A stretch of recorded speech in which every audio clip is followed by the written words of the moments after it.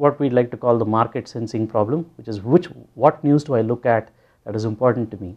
And that is a graph problem, because as you get the news, what you really want to understand is what is the news talking about, which company, which industry, what economic event or political event has happened, and then relate that to what your portfolio is or what your outlook is.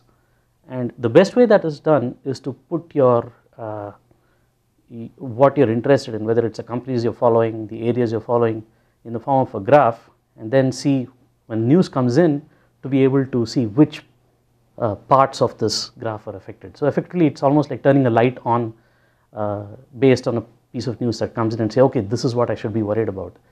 And there are great examples of how this works. So one example of this is recently in the Financial Times there was an article that talked about how the crops in sub-Saharan Africa as of last summer was affected badly because of a swarm of locusts. And interestingly, that was traced back to when Gaddafi was deposed in Libya.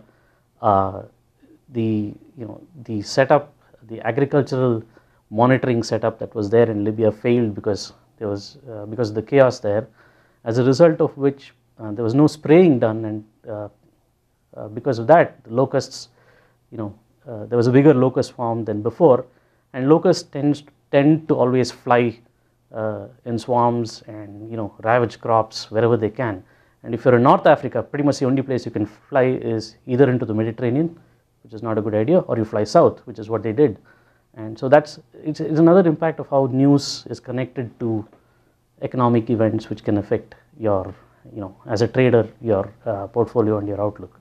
It's interesting that we can now offer a platform that allows people to analyze and understand graphs at scale. I'm Venkat Krishnamurthy, and this has been a Eureka Moment.